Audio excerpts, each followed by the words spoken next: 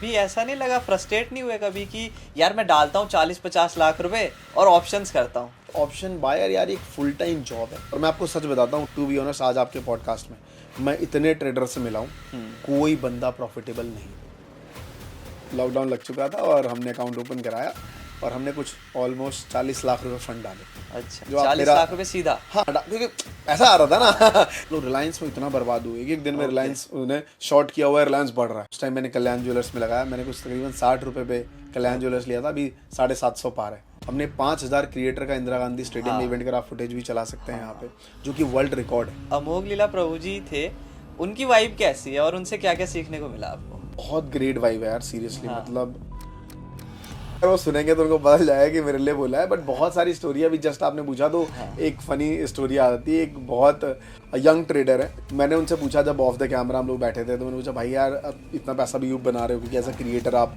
Courses में भी हो, एफिलिएट से इतना बढ़िया आ रहा है ना, तो क्या करते हो अभी इनके पैसों, कहाँ कैसे कर रहे हो स्टॉक मार्केट में? कहता भैया आपको एक बात बताऊँ, मैंने एफडी करता हूँ यार आप काफी टाइम से यूट्यूब पे हो, बहुत एक्टिवली स्टॉक मार्केट कर रहे हो, तो ये जो एलसेड इन्वेस्टमेंट था जो 3 रुपए का 3 लाख रुपए हो गया जी, क्या आपको इसकी कानो कान खबर नहीं हुई थी? फिलहाल तो मैं ये बताना चाहूंगा, बस अब सब लोग ये कैलकुलेट कर रहे हैं काश 10,000 लगाते तो इतने करोड़ रुपए बन जाते। डार्क रियलिटी टाइप है, अगर आपको ये स्किप करना तो आप कर सकते हो। आपके कनेक्शंस अच्छे हो तो आपको पता लग सकता है कि कौन सा स्टॉक आज की डेट में आगे चलने वाला है। Christopher Collins of New York is guilty of insider trading and lying to the FBI. कोई भी पर्सन ये दावा नहीं कर सकता कि मेरी स्ट्रैटेजी बहुत अच्छी है, मेरे जिससे पैसा बनता है। बिहाइंड द कैमरा उन्होंने ही बोला है कि यार ज़्यादा नहीं बोलना चाहता मैं उस टाइम पे आपको क्रिप्टो भी जब आया था तब आपको पता लगा था उसके बारे में? 2016 में one of our friend youtuber ही था, हम लोग छोटे छोटे यूट्यूब चैनल थे, तो उसने कहा भाई मेरे पास बिटकॉइन है, तो मुझे लगा पता नहीं क्या चीज़ है ये। तब उनके पास थे? हाँ, उनके पास थे 3 कॉइन्स हैं उनके। 2019 या 20 में उन्होंने जब वो था, उन्होंने सेल करके उन्होंने ऑफिस बनाया। 2 साल पहले एक शो था जो संदीप महेश्वरी जी का था, जब आपको इनका इनविटेशन आया तब आपकी फीलिंग कैसी थी? मैं बैंगलोर में था उस टाइम। कंट्रोवर्शियल कर दूं थोड़ा? बड़े बड़े क्रिएटर फॉर्च्यूनर डिफेंडर खरीद रहे हैं भाई वो, क्योंकि वो कमा रहे हैं इससे। भले वो तो बस सेबी अब पकड़ रही है तो वो भी थोड़े कम हो रहे हैं। करोड़ों में डील थी सर, करोड़ों में? करोड़ मतलब करोड़ टच नहीं, करोड़ से ऊपर वाली डील थी। मन भटकता है सर उस टाइम देख के कि यार मेरे साथ के बंदे डिफेंडर ले रहे हैं, मेरे साथ के बंदे फॉर्च्यूनर ले रहे हैं, मेरा भी तो मन करता है। बट वहां पे लगता है कमेंट्स पढ़ के यार कि उनके कमेंट में लिखा था कि भाई तेरे चक्कर में मैंने जमीन बेच दी थी। एक तरफ खान सर की एक वीडियो में मान लीजिए 1 मिलियन व्यूज आते हैं, वहीं पे पुनीत सुपरस्टार जो नाले के पानी पी रहा है ना, गंदे काम कर रहा है, उसकी भी वीडियो पे कितने व्यूज आते हैं? 1 मिलियन व्यूज आते हैं। सर आपकी नजर में आप ना बहुत से व्यूअर बोलेंगे ओए किससे कंपेयर कर रहा है खान सर को, बोल सकते हैं मुझे भी वो, बट यूट्यूब कहता है मेरे लिए दोनों बराबर हैं। मैं दिखता हूँ ना, बहुत से लोग जल्दी खरीद रहे हैं जिनके पास पैसा अलग तरीके से आ रहा है। अलग, सही मेरे बात कई ऐसे दोस्त हैं, वो कहते हैं अमरीश जी बिस्किट खाने के पैसे नहीं थे, आपकी वीडियो देख के पार्ले जी बिस्किट खाते थे, और सडनली महीने का 10 करोड़ 12 करोड़ आने लग गया, तो क्या करते। Hello friends, welcome back to my new podcast. और आज का पॉडकास्ट कुछ ज़्यादा ही स्पेशल होने वाला है क्योंकि आज के जो हमारे गेस्ट है वो काफ़ी ज़्यादा एक्सपीरियंस्ड है, क्योंकि इन्होंने चाहे वो ट्रेडिंग हो, इन्वेस्टिंग हो या एक कंटेंट क्रिएशन हो, इन्होंने हर कैटेगरी में बहुत ही ज़्यादा मेहनत करके सक्सेसफुल हुए हैं। So please welcome Mahatma ji technical AKA Amrish ji. Thank you so much Kunal भाई, सबसे पहले तो कि आपने मुझे मौका दिया यार अपने आपके जो प्लेटफॉर्म है इसमें आने का, और मेरे बारे में जो कहा इसके लिए थैंक यू सो मच। तो कैसे हो आप? मैं बहुत बढ़िया हूँ और गोइंग गुड, कर रहा हूँ, काम कर रहा हूँ इंडस्ट्री में। ओके, तो अमरीश जी, आपके कंटेंट क्रिएशन की जर्नी के बारे में बहुत लोगों ने बात की हुई है, सब जानते ही हैं आप जिस लेवल पे हो, और किसी से भी बात करो तो आपका नाम आ ही जाता है। बट मैं जानना चाहूंगा कि आपने अपनी स्टॉक मार्केट की जर्नी कैसे स्टार्ट की? स्टॉक मार्केट की जर्नी, टू बी ऑनेस्ट, क्योंकि जनरली मैं आपको बताता हूँ, क्योंकि ना हेट्स मिलता है कि जब आप अपना प्रोफेशन चेंज करते हो तो लोगों को लगता है कोई कहानियां बना के लाया होगा। बट मैं कॉमर्स का स्टूडेंट हूँ, मेरी हिस्ट्री अगर आप चेक करेंगे महात्मा जी पे, तो मैं कॉमर्स का विद्यार्थी रहा हूँ। 10 साल मैंने अकाउंट्स और इकोनॉमिक्स ही पढ़ाई, जो कि स्टॉक मार्केट में यूज होती है। 10 साल मैंने पढ़ा है, और उसी में से किसी स्टूडेंट ने कहा जो आप ये पढ़ा रहे हो उसे यूट्यूब पे ले जाओ। मैं पढ़ाने अकाउंट्स आया था तो कोई यहाँ से पढ़ता नहीं था, तो मैंने करियर काउंसलिंग शुरू कर दी कि what to do after 12th, commerce के बाद क्या करोगे, CA के एंट्रेंस किस तरीके से निकाले। मैंने इन सब पे काफ़ी वीडियोस बनाना शुरू करे।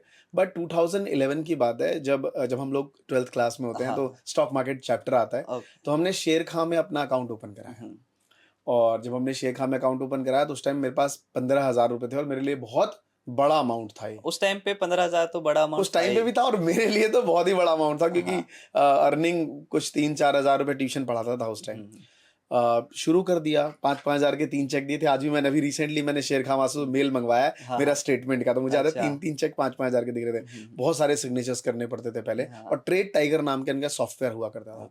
तो उस पर पहले मैंने कुछ इन्वेस्टिंग करी टाटा मोटर्स, एसबीआई और डीएलएफ के शेयर्स में। ओके। तो कुछ 10-12% ग्रो करके आया था। तब वो जो आपने बताया टाटा मोटर्स, एसबीआई, ये कितने रुपए के हुआ करते थे? मैं आपको बताता हूँ, अगर एग्जैक्ट नंबर मुझे याद नहीं है, बट अराउंड टाटा मोटर्स उस टाइम भी कुछ इसी रेंज में घूम रहा था, क्योंकि स्टॉक स्प्लिट हुआ था मेरे टाइम पे और 150 के रेंज में ही घूम रहा था। हाँ। एग्जैक्ट वर्ड नहीं, अगर आप चेक कर सके 2011 में क्या आ रहा है तो वो मैं देख के आपको बता सकता हूँ।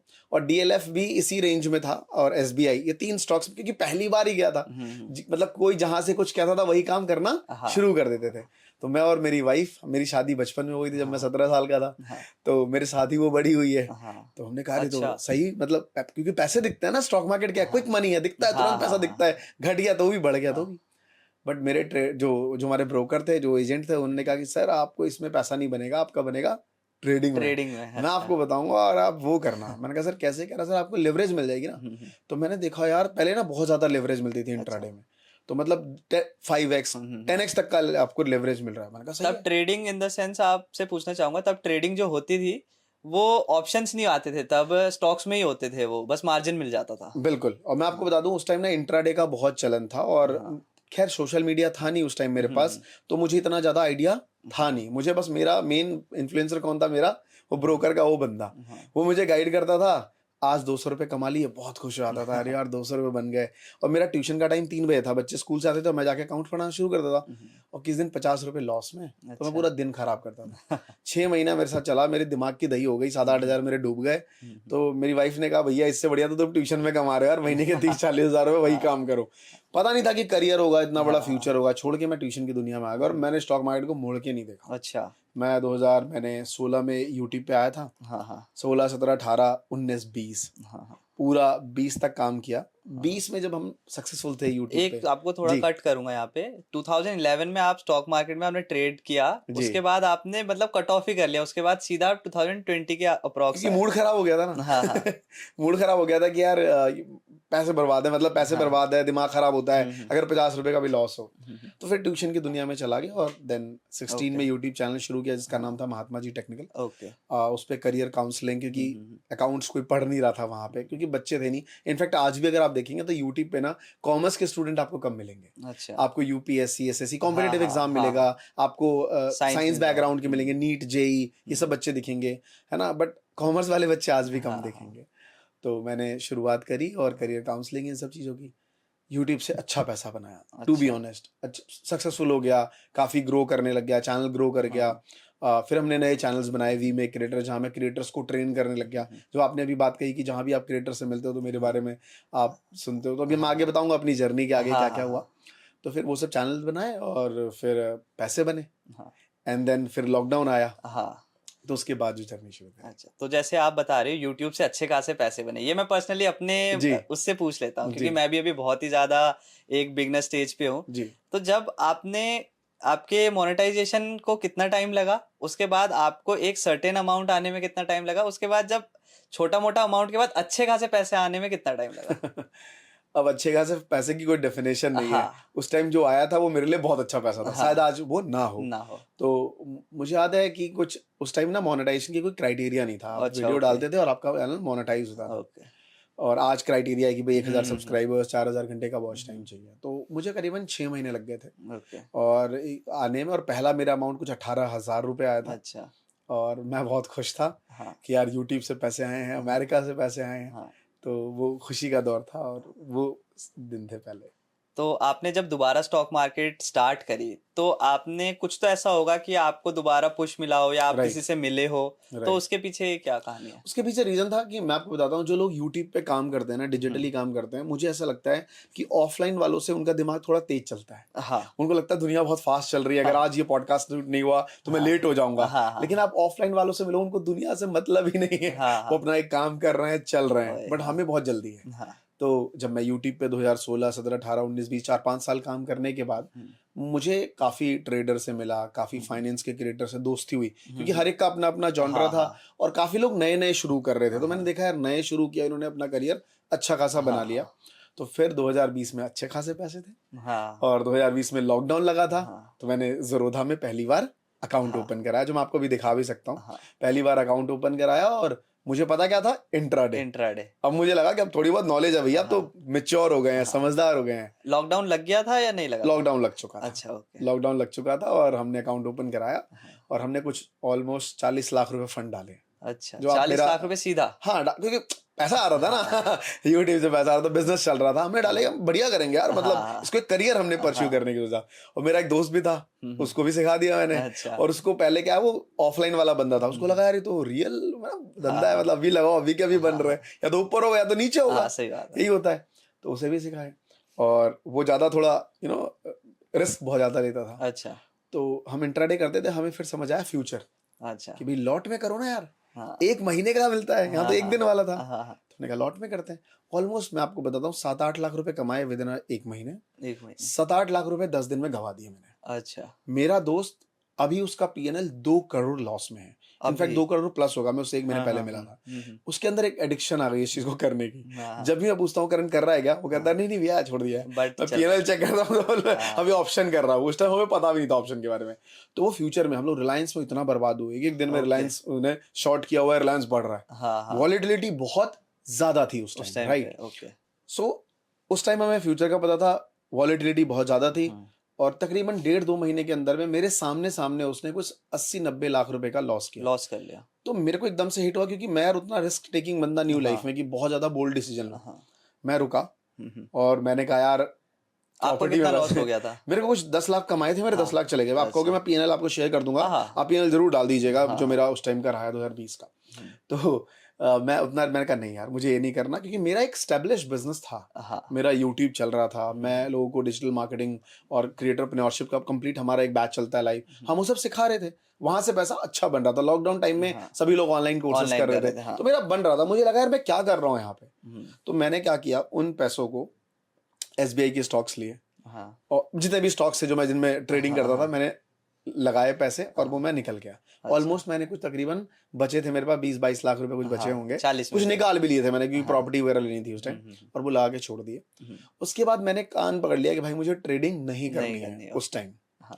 उसके बाद जितना मैं बिजनेस से कमाता गया, हर महीने थोड़े बहुत, Stocks कभी 2 लाख, कभी 4 लाख, कभी 5 लाख, ऐसे धीरे धीरे लगाता गया। एकदम से नहीं लगा दिया कि मेरा पोर्टफोलियो उस टाइम लगाया और आज करोड़ों में चला गया। हाँ। धीरे धीरे मैंने उसे बिल्ड करता रहा, जो भी स्टॉक्स, क्योंकि इतना समझ आ चुका था। यूट्यूब पे इतनी लोगों की वीडियोस देखी थी, बहुत सारा फ्री कंटेंट है, मैं बोलूंगा लोगों को यूट्यूब पे अगर आप सीखना चाहें तो। फिर कनेक्शंस भी थे आपके? हाँ, कनेक्शन भी थे, बट ऐसा टिप्स नहीं लेता था मैं। हाँ, ऑब्वियसली। मैंने स्क्रीनर पे जाके, क्योंकि मैं खुद ही एक कॉमर्स का विद्यार्थी रहा हूँ, सीए मैंने ड्रॉप आउट करी है, तो मुझे कंपनी की balance sheet, profit and loss समझना आता है, कंपैरिजन करना आता है। हाँ। तो मैं स्टॉक ढूंढता था और मैंने काफी स्टॉक्स पिक करे और धीरे धीरे लगाना शुरू किया। उस टाइम तो अगर आप देखें तो लार्ज कैप को अगर आप पैसे लगा दे तो वही डबल हो गया था 2 साल में, अगर आप देखें जिस टाइप से मार्केट लास्ट 3-4 सालों में बूम आराम से। तो ये जर्नी वहां से चली और ये उस टाइम की जर्नी थी। तो बस उस टाइम यही दिमाग में था कि वैल्यू इन्वेस्टिंग करनी है भैया, ट्रेडिंग नहीं करना है। जो पैसे कमाऊंगा यहाँ लगाऊंगा और इन्वेस्टिंग के पॉइंट ऑफ व्यू से। तो उसके बाद से आपने ट्रेडिंग कभी करी नहीं? उसके बाद से ट्रेडिंग करी, उसके बाद से मैं आपको बताता हूँ कि चलो वहां पे भी चलते हैं। अभी उससे जी। पहले मेरे को आपसे एक चीज पूछनी थी। जब मार्केट गिर रहा था उस टाइम पे, तब आपने पैसे नहीं बनाए उसमें? मैं आपको बता रहा हूँ, मैं नया था ना सर 2020 हाँ, में, मतलब मैंने कोई पहले सीखा हुआ तो था नहीं। हाँ। 2020 में मैं न्यू था, न्यू में पैसे थे तो लगा दिए थे, हाँ। है ना। और मार्केट का बहुत सिंपल फंडा है बॉस, या तो ऊपर जाएगा या तो नीचे आएगा या साइडवेज में घूमता रहेगा। तो हमने तो कोई ऑप्शन लिया नहीं था, हमें तो इंट्राडे में था या फ्यूचर में था। ऊपर गया, अगर हमने शॉर्ट नहीं किया हुआ तो ऊपर जाएगा तो कुछ ना कुछ तो बनेगा ही ना पैसा। कोई ऑप्शन था नहीं कि भाई प्रीमियम डिके होगा और लॉस होगा। तो गेम वही था कि कुछ बनते थे या लॉस होते थे। और उस दौरान मार्केट इतनी वॉलिटिलिटी थी, आज बढ़ रहा है कल गिर रहा है, बढ़ रहा है गिर रहा है। और हम तो इतने वो थे कि हम फ्यूचर में लॉट लेके 5 मिनट नहीं टिकते थे, महीना तो दूर की बात है। तो मैं सच बताऊं, पैसा नहीं बनाया जस्ट बिकॉज ऑफ नॉलेज नहीं थी हमारे पास, बिल्कुल भी नहीं थी। इनफैक्ट अब थोड़ी बहुत आई है, बट फाइनेंस वर्ल्ड में कोई कंप्लीट नॉलेज नहीं होता, सीखना है। हाँ। बट उस टाइम तो मैं माइनस में था, मैं आपको सच हाँ, बताऊं। सही बात है। तो बट हमने इन्वेस्टिंग करी, और इन्वेस्टिंग क्योंकि मार्केट काफी ग्रो कर रहा था, और जितने भी लार्ज कैप स्टॉक्स थे वो अपने वैल्यू से बहुत कम भाव पे थे, हाँ। तो वो ग्रो करना शुरू हुआ और हमने उस पर पैसा लगाया उस टाइम। तो मैं आपसे चलो ऐसे पूछ सकता हूँ ओपनली कि आपने कितना अमाउंट उस टाइम पे लगाया था और वो आज आपको कितना परसेंट रिटर्न दे रहा है? कोई ऐसा फिक्स्ड हमने अमाउंट नहीं लगाया, हर महीने जो भी स्टॉक्स मुझे लगता SIP था, टाइप। हाँ एसआईपी नहीं कह सकते क्योंकि मैंने कभी म्यूचुअल फंड में उस टाइम लगाया नहीं। इनफैक्ट आज भी मेरा म्यूचुअल फंड का अगर आप देखेंगे पोर्टफोलियो 2-3 लाख रुपए ही है उसमें। किसी ने कह दिया तो एक आध लगा लिया, माइंडसेट लगा के चलो यार ये बच्चों के लिए है, हाँ, या हाँ, ये इस हाँ, पर्पस के लिए। अदरवाइज मैं खुद ही स्टॉक्स फाइंड करता हूँ। तो पहले लार्ज कैप में लगाता था, फिर मिड कैप पे आया, और अब मैं धीरे धीरे स्मॉल कैप स्टॉक्स ढूंढता हूँ। ओके। जैसे अगर आप देखें तो उस टाइम मैंने कल्याण ज्वेलर्स जो है, हाँ। वो उस टाइम मैंने कल्याण ज्वेलर्स में लगाया। मैंने कुछ तकरीबन 60 रुपए पे कल्याण ज्वेलर्स लिया था, अभी 750 पार है। बताओ। तो मैंने कल्याण ज्वेलर्स में पैसा लगाया। मैंने एसबीआई में लगाया, एसबीआई करीबन 250% मेरा ग्रो कर गया। आईटीसी में मैंने लगाया, आईटीसी आपको बताऊंगा लॉन्गर रन 200 से 220, 200 के बीच में घूमता रहता था। मैंने क्योंकि मेरी वाइफ भी इसमें बड़ा इंटरेस्ट लेती थी मेरे साथ, तो मैंने कहा चलो आईटीसी जो है वो एफएमसीजी प्रोडक्ट्स है, वो अलग बात है, सिगरेट ज़्यादा बनाती है। हाँ, हाँ, तो मैंने क्या किया कि ज़्यादातर अमाउंट जो उसके अकाउंट से लगाने थे वो आईटीसी के स्टॉक्स लिए, और आईटीसी बढ़ा, बड़ा तो बहुत काफ़ी ग्रो हुआ। तो ऐसे स्टॉक्स पिक करे हमने, और उनमें मैंने पैसा लगाया। अभी धीरे धीरे हर महीने हमारा ये काम रहता है जब मैं बैठता हूँ रात को कि भाई काफ़ी कुछ वेबसाइट्स हैं, जैसे स्क्रीनर हो गया, है ना, और इन सब दोनों देखता हूँ क्योंकि मैंने लास्ट 1.5 सालों में मैंने क्लासेस भी ली। हाँ। मैंने सीखा टेक्निकल, फंडामेंटल ओके। मेरे को आता था, बट मैंने हाँ। टेक्निकल, मेरे को सच बताऊँ, आज से 2 साल पहले मुझे सपोर्ट और रेजिस्टेंस नहीं पता था। अच्छा, ओके। मैंने प्रॉपर पहले बेसिक चीज़ सीखी, हाँ। फिर धीरे धीरे सीखना शुरू करा, और फिर ऐसे आगे बढ़ते चले जा रहे हैं। जैसे आप कह रहे हो आपको स्टॉक्स की रीडिंग करना बहुत मतलब कि आता है क्योंकि आपका जी। बैकग्राउंड ऐसा है, तो मैं हमारी ऑडियंस के लिए, मेरे लिए ये आपसे जानना चाहूंगा कि कोई एक अच्छा स्टॉक्स पे इन्वेस्ट करने के लिए हमको क्या क्या चीजें देखनी चाहिए? देखिए, सबसे पहले आपका माइंडसेट क्लियर होना चाहिए हाँ। कि जो पैसा मैं लगा रहा हूँ, हाँ। वो पैसा कितने सालों के लिए मैं इस किसी भी स्टॉक्स में लगाना चाहूंगा। हाँ। अगर मुझे चाहिए पैसा 1 महीने के अंदर, तो सबसे पहले आपका, क्योंकि जितना कम टाइम होगा रिस्क आपका उतना ज्यादा ज्यादा होगा, होगा। ऑब्वियस सी बात है। और पर्पस इज मोर इम्पोर्टेंट, कि आपको कोई भी स्टॉक्स ऐसा डिफाइन नहीं है हाँ, हाँ। कि आप इतने दिन में आपको इतना पैसा निकाल के दे देगा, राइट। हाँ, सही है। तो सारा गेम रिस्क का है। अगर आप रिस्क ले रहे हैं और कैलकुलेटेड रिस्क ले रहे हैं विद रिसर्च के साथ, तो आप गिरेंगे नहीं। स्टॉक मार्केट की कहावत है कि पैसा बचाना इंपॉर्टेंट है। जो आप कैपिटल लगा रहे हो ना, अगर आपने जीवन में कैपिटल भी बचा लिया ना बॉस, तो आप नॉलेजफुल बनते हो। मैं आपको बताऊं तो आज मुझे लगता है कि चलो कैपिटल बचाने के बाद अगर मेरा पोर्टफोलियो 70-80% ग्रो कर चुका है लास्ट 4 इयर्स में, और अभी तो रिसेंटली 15-20 दिनों में जो आप क्राइसिस देख रहे हैं, तो इसके बाद भी अगर हम 55-60% पे घूम रहे हैं, तो विच इज वेरी गुड, हम अच्छा कर रहे हैं। तो सारा गेम उस चीज का है कि आपका माइंडसेट क्या है। आप इन्वेस्टर बनना चाहते हो, आप स्विंग ट्रेडिंग में करना चाहते हो, ट्रेडर हो, तो उसके अकॉर्डिंग आपको स्टॉक्स जो है वो पिक करने होते हैं। तो जैसे उस टाइम पे से लेके आज तक का, आज के टाइम पे आपका पोर्टफोलियो कितना बड़ा है? देखिए, मैंने धीरे धीरे कैपिटल इंट्रोड्यूस किया है। ऐसा नहीं कि एक टाइम पे किसी भी एक स्टॉक में गलती से लगा दिया और वो 3 गुना हो गया, ऐसा नहीं हुआ।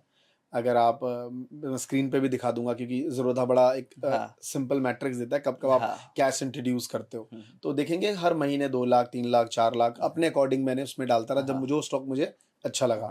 तो ऑलमोस्ट मेरा पोर्टफोलियो अभी राइट नाउ, अगर आज की बात करूं, जब हम आज पॉडकास्ट शूट कर रहे हैं तो आज ट्रम्प साहब, क्योंकि लोगों को बदल जाएगा, तो अगर आज आप देखेंगे तो ट्रम्प साहब जो है वहाँ के नए 47th प्रेसिडेंट बने हैं, तो उस वजह से आज मार्केट बड़ा घूम रहा है। तो एक होता है कि सब बड़े मीम भी चल रहे थे भैया, एक है आर्ट जो आज मार्केट बढ़ा है 1.5%, और एक है आर्टिस्ट कौन है? ट्रम्प है। तो ऑलमोस्ट आज मेरा पोर्टफोलियो 1.2 CR से ऊपर है, और मेरी वाइफ के अकाउंट में ऑलमोस्ट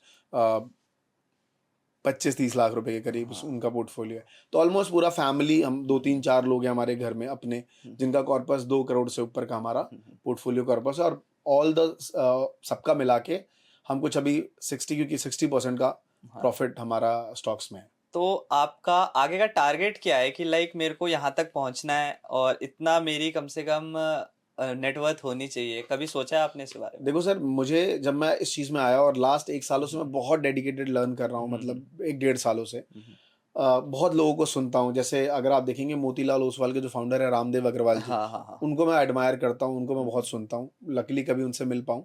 तो उनका एक बहुत सिंपल फिलॉसफी है कि पैसा अगर आपको बनाना है 100 करोड़ रुपए तो वो बनाना बहुत आसान है, अब बशर्ते आपको मैथ्स पता हो। तो वो सिंपल कहते हैं, अगर 25% से आपका पैसा ग्रो करेगा, अगर आपके पास 1 करोड़ रुपए हैं, तो हमें लगता है यार हमारे पास तो है ना, 1 करोड़ रुपए हैं, अगर आप 25% से ग्रो कर रहे हो तो अगले 10 साल में वो 1 करोड़ 10 करोड़ बन जाएगा, और अगले 10 साल में वो 100 करोड़ बन जाएगा।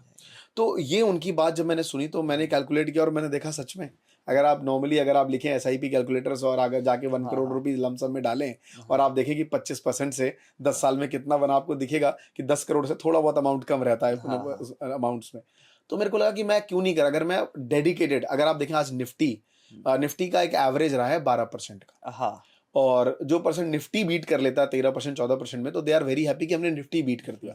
अगर आप बहुत सारे म्यूचुअल फंड देखें लास्ट 4 सालों में तो खैर ये गोल्ड ही है समझ लीजिए, क्योंकि हर म्यूचुअल फंड 30% 25% ऐसा ग्रोथ दिया है।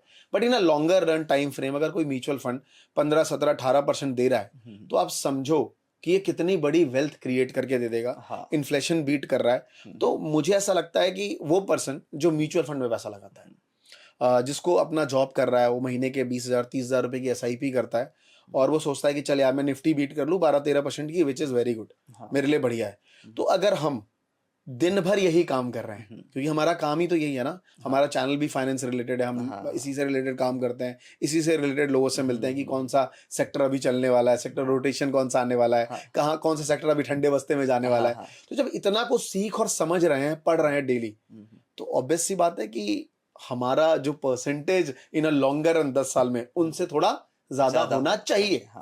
राइट, होगा कि नहीं होगा वो पता नहीं, बट ज्यादा होना चाहिए।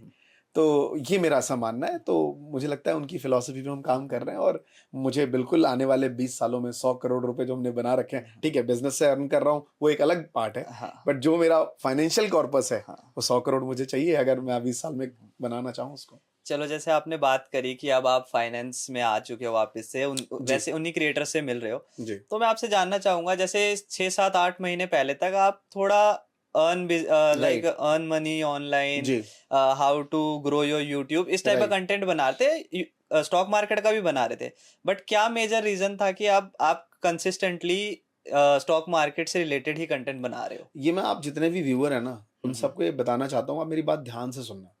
इसलिए सुनना क्योंकि मैंने बिल्ड किया है, ऐसा नहीं है कि मैं सिर्फ ज्ञान दे रहा हूँ। हमने 5,000 क्रिएटर का इंदिरा गांधी स्टेडियम में इवेंट करा, फुटेज भी चला सकते हैं यहाँ पे, जो कि वर्ल्ड रिकॉर्ड है, उसका पीछे भी हमने सर्टिफिकेट रखा हुआ है। तो वो कंपनी उस तरीके से काम करती है क्रिएटर्स की हेल्प करने में।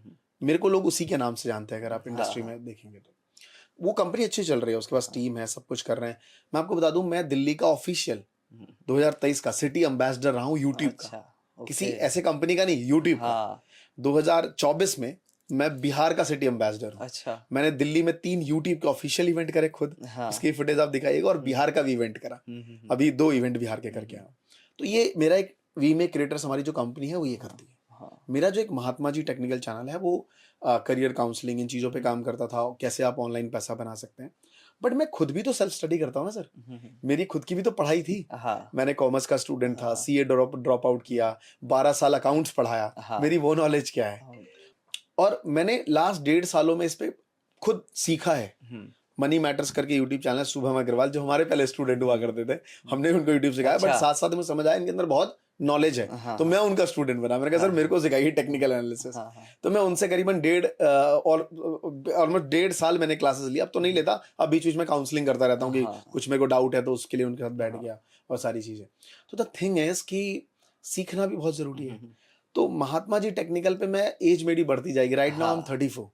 सर मैं कब तक वही यूट्यूब टिप्स और वो चीजें करता रहूंगा? मेरा खुद भी तो अपना एक स्किल है। तो मैं फाइनेंस वर्ल्ड में आया कि मुझे पता है एक इंडस्ट्री ऐसी है, आज पूरे भारतवर्ष में 8 से 9% लोगों को पर्सनल फाइनेंस के बारे में नॉलेज है कि अगर आप महीने के 20,000 रुपए कमाते हैं तो उसको किस तरीके से यूटिलाइज करना है, लोगों को नहीं पता है। तो मुझे पता है कि ये इंडस्ट्री बहुत खाली है, और मैं कहीं ना कहीं मेरी एजुकेशन भी इसी में थी, मैं इसी में पढ़ाया, CA ड्रॉप आउट करी, और मेरा इंटरेस्ट भी है। तो मैंने अपने आप को ट्रेन किया और मैं इसी इंडस्ट्री में आया। और महात्मा जी टेक्निकल पे हमारे सब्सक्राइबर्स भी बड़े हो गए ना। आज से 4 साल पहले जो 12वीं में थे वो ग्रेजुएशन में अर्न कर रहे, उनके पास पैसा है।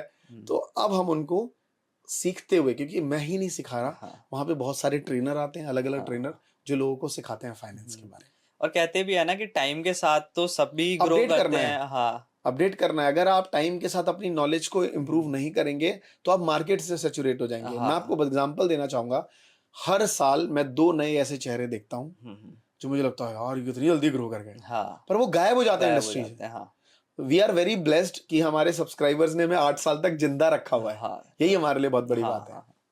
तो ऐसा ही है, क्योंकि अगर आप वही एक कंटेंट घिसते रहोगे तो फिर राइट। वही होता है कि जो मतलब कि ऑडियंस जिससे ज्यादा रिलेट कर रही है आपको, और हम भी हैं, जैसे ग्रो करेंगे, हमारी एज बढ़ती जाएगी, हमारी चीजें भी चेंज होती थॉट जाएगी। प्रोसेस चेंज होता है, काम हाँ। करने का स्टाइल चेंज होता है। अगर आप देखें तो बहुत सारे लोग हैं जो यूट्यूब पे कैसे ग्रो करें इसके हाँ। टिप्स देते हैं, हाँ। बट हमने टिप्स नहीं दिया। हाँ। हमने चैनल अलग से बनाया, हमने उस पर हेल्प आउट करी, हमने स्टूडेंट्स जोड़े, हमने कम्युनिटी बिल्ड करी, हमने करीबन 15 से 16 बड़े बड़े क्रिएटर्स कार्निवल जैसे इवेंट करे जो आज तक इंडिया में कोई नहीं कर पाया। तो हमने उसके बहुत सारे डीप गए, अब उससे ज्यादा डीप नहीं जा सकते। तो उस डीप को एक कंपनी बिल्ड करी, वो काम कर रही है, अब मैं काम कर रहा हूँ अलग। हाँ जी। और जो ये जो आपका क्रिएटर्स कार्निवल था, ये आइडिया कहाँ से आया और इसके पीछे का थॉट प्रोसेस क्या था? थॉट प्रोसेस बहुत सिंपल था सर। आप अगर देखेंगे बहुत से लोग मुझे अभी भी पूछते हैं कि भाई वो किया क्यों था इतना बड़ा इवेंट, क्योंकि मैंने उसमें कुछ बेचा नहीं। हाँ। मैंने वहां पे कुछ सेल नहीं किया। और मैंने जितना देखा स्पॉन्सर भी ऐसा कुछ स्पॉन्सर्स थे वहां पे, हाँ। बट वहां मैं बेच सकता था बहुत सारी चीजें। हाँ, हम हाँ। कोर्सेज बेच सकते थे, प्रोडक्ट बेच सकते थे, हाँ। बट ऐसा कुछ भी नहीं बेचा। तभी लोग खुश थे सारे यूट्यूबर, क्योंकि जब तक आप कुछ पिच करते हो तो लोगों को लगता है यार ये तो प्रोडक्ट बेचने आ गया। तो आइडिया ये था कि हम क्रिएटर इकोनॉमी में काम करते थे। हमें लगा क्यों ना क्रिएटर्स को एक जगह बुलाया जाए। आज तक किसी ने इतना बड़ा इवेंट नहीं किया कि 5000 यूट्यूबर्स बुलाने का। हमने कहा क्या हम कर सकते हैं, तो हमने पहले 500 वाला किया। हमने वही अनाउंस कर दिया कि हम 5000 वाला, हमने 18 दिसंबर 2022 को 500 क्रिएटर का क्रिएटर सबमिट किया। अच्छा। स्टेज पे हमने अनाउंस कर दिया कि आने वाले कुछ टाइम में हम 5000 का इवेंट करेंगे। वो कहते हैं लॉ ऑफ अट्रैक्शन, आपके चैनल पे डेफिनेटली लोग आते होंगे। और सीरियसली मैं भी बिलीव करता हूँ, जब आप किसी चीज को बार बार बोलते रहते हो ना, तो आप कहीं ना कहीं उस चीज से रिलेटेड काम करना शुरू कर देते हो। और मैंने वो काम करना शुरू कर दिया। 4 महीने की पूरी मेरी और मेरी टीम की मेहनत थी, और कुछ 70-75 लाख रुपए खर्च हुए मेरे खुद के पॉकेट से लगे। लोगों को लगता है वो बहुत पैसे बना लिए। इवेंट से पैसे नहीं बनते भाई, मैं आपको सच बता रहा हूँ, एक भी इवेंट से मैंने पैसे नहीं बनाए। तो मैं आपसे पर्सनली ये पूछना चाहूंगा कि जो अमोघ लीला प्रभु जी थे, उनकी वाइब कैसी है और उनसे क्या क्या सीखने को मिला आपको? बहुत ग्रेट वाइब है यार, सीरियसली। मतलब मैं तो उनसे पर्सनली मिला हूँ, मेरे ऑफिस आए हुए हैं जहाँ बैठे हैं, हमने घंटों बैठ के बात करी है। उसके बाद मैं टच में भी हूँ उनके। ग्रेट पर्सनैलिटी है सीरियसली। मतलब ऐसे लोग जिन्होंने अपना जीवन समर्पित कर दिया, IITians और ऐसे लोग होते हैं, और जो वो चीज छोड़ के, मोह माया छोड़ के अपने आप को डिवोटीज बनाते हैं। तो यार उनसे जरूरी नहीं कि आप भी डिवोटी बन जाओ, बट आप उनसे सीखने को बहुत कुछ मिलता है। कि लाइफ में जो इतने सारे डिस्ट्रैक्शंस हैं हमारी लाइफ में, आप समझ रहे हो, आए दिन डिस्ट्रैक्शंस हैं हमारी लाइफ में। अगर आप right now you are 24 right, so अभी आपकी एज में डिस्ट्रैक्शन सबसे ज्यादा होगा कि यू लुक गुड, सो आपको बहुत सारी लड़कियां डीएम कर रही होंगी, और आप तो वैसे इन्फ्लुएंसर्स हो, तो आए दिन लोग मैसेज करते होंगे, और ये सब डिस्ट्रैक्शन के पार्ट है। आप अपने गोल से हट जाते हो। तो बहुत सारे डिस्ट्रैक्शंस है, सीखना है कि यार भटकना नहीं है जीवन में। तो उनसे यार हमने इसी सीखा। तो हम वापस से अब थोड़ा स्टॉक मार्केट पे आते हैं। जब कभी आप लॉस होता था और आपने 2-3 बार ट्राई किया और वो इतना काम नहीं करा, अब जाके आप थोड़े प्रॉफिटेबल हो और अब इन्वेस्टिंग है, कभी ऐसा नहीं लगा, फ्रस्ट्रेट नहीं हुए कभी कि यार मैं डालता हूँ 40-50 लाख रुपए और ऑप्शंस करता हूँ?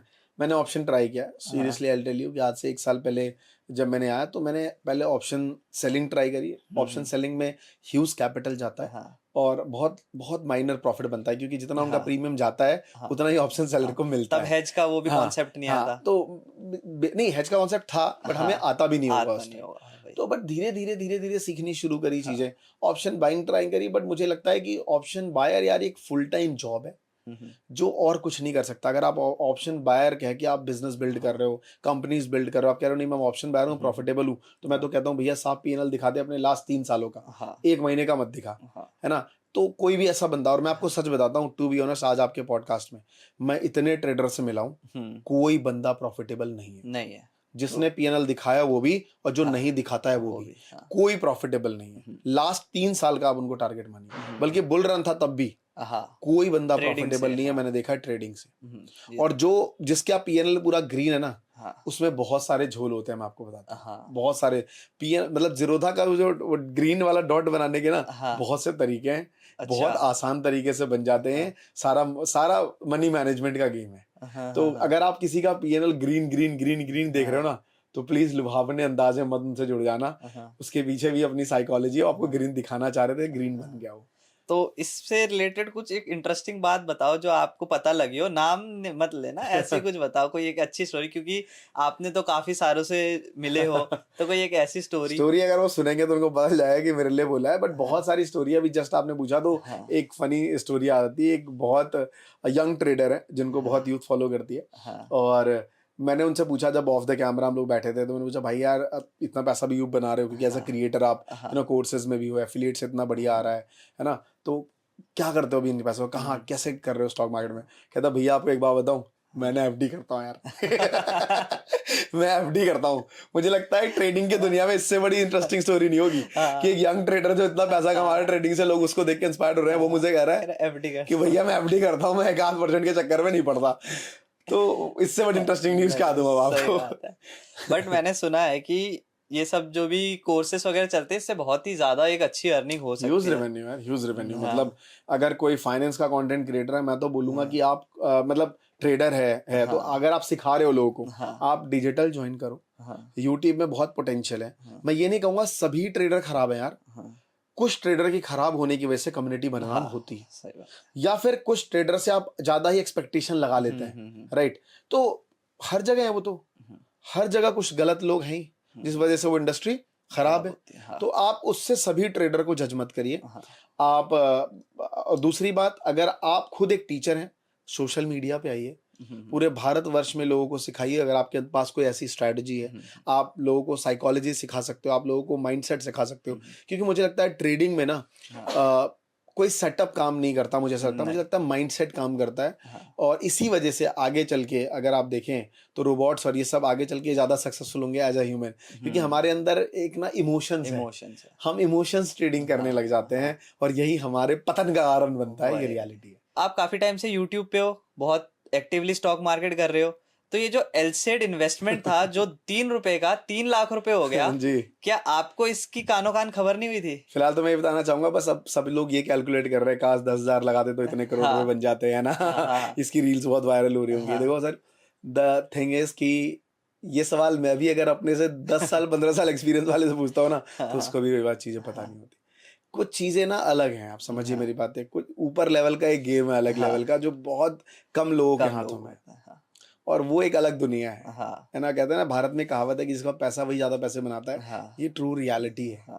मैं आपको एग्जांपल देता हूँ। अभी रिसेंटली वारी एनर्जी का जो आईपीओ आया था, आईपीओ आते ही वो स्टॉक्स गिरा। मैंने गिरते ही उठाया। उसके पीछे एक सिंपल रीजन ये था कि one of our creator friend, जो कि ऐसे पैनल्स लगाते हैं, जो सोलर पैनल्स लगाते हैं, तो वो अभी ना यहाँ पे लाइक ट्रेड फेयर जो प्रगति मैदान होता है, इनका पूरा एक एक्सपो लगा हुआ था। तो वो आए थे, उन्होंने मुझे मैसेज किया कि अमरीश जी मैं दिल्ली में हूँ, मिलना चाहेंगे। तो मेरे को ध्यान आया यार, सोलर एनर्जी वाइस को बुलाया यार, इससे कुछ कंपनी के बारे में मिलेगा। बहुत सारी कंपनी में डील करता है लोग। तो इससे मैं मिला, तो इन्होंने कहा कि वारी अच्छी कंपनी है और ये अच्छी कंपनी, अगर इनके आ जाए, सरदार जी इनके वो हैं। तो मतलब आप समझ रहे हो, जो बंदा उसमें काम कर रहा है, वो कह रहा है इनके प्रोडक्ट बहुत अच्छे हैं, डिलीवरेबिलिटी ज्यादा है, लगा दो, कस्टमर कंप्लेन कम करता है। मैंने कहा सही, मेरे दिमाग में हिट हुआ। मैंने कहा यार इसका आईपीओ आ रहा है। मैंने वो उठाया, और सीरियसली जब मैंने उठाया, अभी मेरा कुछ ऑलमोस्ट 70% 3-4 दिन के अंदर ग्रो कर गया है। तो आप समझ रहे हो, कोई ऐसे में लाइक मेरे पोर्टफोलियो में स्टॉक्स, अगर मैं नाम भी लूं, 1-2 स्टॉक्स का नाम ले लेता हूँ। जैसे मैंने HDFC लिया हुआ है, 4 साल से वही चल रहा है, अभी वो बढ़ ही नहीं पाता है। कोटक बैंक है, बेचारा रो ही रहा है 4 सालों से, और 10-12% की 15-20% की ग्रोथ है 4 सालों में। तो क्या ही ग्रोथ है। वहीं पे वारी लेते हो, 3 दिन में आपका वो 50% चला जाता है। इट्स नॉट लक, ये रिसर्च मैं बोलूंगा। मेरी थोड़ी सी रिसर्च में ज्यादा वैल्यू मिल गई। कई बार आपको ज्यादा रिसर्च में कम वैल्यू मिलती है। पर जब तक आप रिसर्च नहीं करोगे ना स्टॉक्स के बारे में, मार्केट के बारे में, आप पैसे नहीं बना पाओगे। चाहे आप इंट्राडे करो, स्विंग ट्रेडिंग करो, इन्वेस्टिंग करो, आप ETF में करो, म्यूचुअल फंड में करो, किसी भी सेगमेंट में अगर आप अपने आप को डिवोट नहीं करोगे, आप ज्यादा पैसे नहीं बना पाओगे। मैं आपको सिंपल कहना चाहता हूँ सर, देखो ना, आप एक छोटा एग्जांपल ले लो। यहाँ पे हम सब पढ़े लिखे लोग हैं, obviously we all are educated, और 10 लोग यहाँ पे एजुकेटेड जो हम बैठे हुए यहाँ पे, और 10 ऐसे ही बाहर लोग ढूंढते हैं जो रिक्शा चला रहा है और या नहीं चला रहा है, बट हमारी एज का है और अनएजुकेटेड है। सर उसमें से शायद कोई अंबानी बन जाएगा, एक बनेगा, और 9 के 9 बेवकूफ रहेंगे। लेकिन हम सब में ना हर कोई स्टेब्लिश होगा, अपनी फैमिली को रोजी रोटी चला रहा होगा, थोड़ा बहुत लग्जरी भी कोई लाइफ जी रहा होगा, बट कोई भी ना रिक्शा ठेला पे नहीं पहुंचा होगा। तो एट द एंड ना कभी भी स्टॉक मार्केट में ना किसी स्टॉक को देख के आप मत देखो अरे यार काश मैं स्टॉक को ले लेता तो आगे बढ़ जाता, नहीं, सेक्टर इज मोर इंपॉर्टेंट। सबसे पहले आप देखिए कि सेक्टर कौन सा है, फिर जाइए कंपनीज के ऊपर, तभी आपको समझ आएगा, तभी आप सीख पाएंगे। तो मैं ये मेरी कुछ स्ट्रैटेजी है जो मैं इन तरीके से काम करता हूँ और ऐसे आगे बढ़ता हूँ। जैसे होता है कि मतलब कि हर बुल रन में एक सेक्टर ही उस बुल रन को लीड करता है। हाँ वो तो है ही, और सेक्टर रोटेशन चलता ही रहता है हमेशा। तो अभी कोई आईटी चल रहा होगा, अभी जैसे मान लो सोलर एनर्जी में आ रही है, रिन्यूएबल एनर्जी आ रही है, तो सेक्टर रोटेशन तो चलेगा। फिर एक टाइम आएगा बैंकिंग का, अभी जो ये HDFC कोटक रो रहे हैं, एकदम से उठेंगे, तभी तो लेके बैठे हुए ना लोग। लेकिन पेशेंस नहीं है लोगों में। आज मैंने 4 साल तक स्टॉक को होल्ड कर रखा है HDFC कोटक, बहुत से लोग निकल गए होंगे। मैं बताता हूँ, भारती एयरटेल, मेरा दोस्त आज से 2 साल पहले मुझे मिला था, हम लोग रेस्टोरेंट में खाना खा रहे थे, किसके, बारहवीं के, और उसके भी स्टॉक मेरे पास है। क्योंकि कहावत होती है ना, जहाँ जो चीज खा रहे हो यूज कर रहे हो उसके स्टॉक लो। मेरे को समझ नहीं आता कि काटो खाओ खिलाओ के स्टॉक मुझे नहीं लगता चल पाते हैं। तो उसने बोला अरे भैया आपका एयरटेल इतना तो बढ़ गया है 150%, अब कितना जाएगा? सर अभी वो 300% की ग्रोथ पे है, जितना उसने बोला था 150% और ग्रो कर गया। तो आपका माइंडसेट क्लियर होना चाहिए। आपने कोई स्टॉक लिया है, कितने में बेचोगे, क्योंकि exit plan is more important. कई बार आपके पोर्टफोलियो में कोई स्टॉक 500% दिख रहा था, कब वो धीरे धीरे 10% पे आ जाएगा आपको पता नहीं चलेगा। आ जाएगा, आने दीजिए, आपको रोना नहीं है, क्योंकि आपका माइंडसेट क्लियर है ना, मुझे 10 साल रखना है तो रखना है। क्योंकि जब आपने पोर्टफोलियो बनाया होता है तो कोई स्टॉक अगर 10%, जब वो 500 से 10 आया था, तो कोई वही 10 से सीधा 1000% की ग्रोथ ला सकता है। तो द थिंग इज कि आपका माइंडसेट क्लियर होना चाहिए। सेम हुआ था हमारा अडानी के साथ भी, अडानी के स्टॉक्स के साथ भी, कि वो इतने बड़े थे फिर इतने गिरे। तो आप इन्वेस्टेड थे उसमें? मैं अडानी में, मैं आपको बताऊं, जब गिरा उसके बाद मैंने अडानी के स्टॉक्स खरीदे थे। और इतना बड़ा कैपिटल नहीं इंट्रोड्यूस किया, बट एक पोर्टफोलियो में सर्टेन अमाउंट अडानी स्टॉक्स भी है, और कुछ 50-60% की ग्रोथ है उसमें भी। आपको क्या लगता है अडानी जिस लेवल पे था वहां तक वापस पहुंच पाएगा? सर मैं तो अडानी ग्रीन पे मैंने काफी स्टडी करी है। और कोई रिकमेंडेशन नहीं है, जो भी हम इसमें डिस्कस कर रहे हैं जस्ट बिकॉज ऑफ मेरा थॉट है, मेरे टाइम में। आप कभी भी मेरे रिकमेंडेशन से मत लो।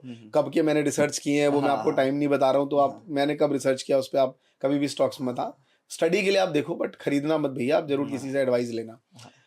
अभी अडानी ग्रीन जो है ना, मैं उससे मिला, डिस्कस किया, तो बोला यार अडानी ने पूरा टैप करा हुआ है यार गवर्नमेंट के ऊपर, क्योंकि अडानी अच्छा काम भी कर रही है इस इंडस्ट्री में।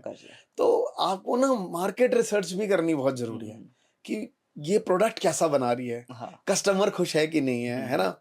आप इसीलिए हम सब चीज देखते हैं। छोटी सी आपको एग्जांपल देना चाहूंगा, कोई अगर किसी कंपनीज में हर तरीका है अलग अलग एक इन्वेस्टर का रिसर्च करने का, बट सबसे पहला एक होता है कि पीयर कंपनीज, उसकी पीयर कंपनी कंपैरिजन में वो कंपनी की सेल्स कैसे ग्रो कर रही है और प्रॉफिट कैसे ग्रो कर रही है, ये सब मैटर करते हैं।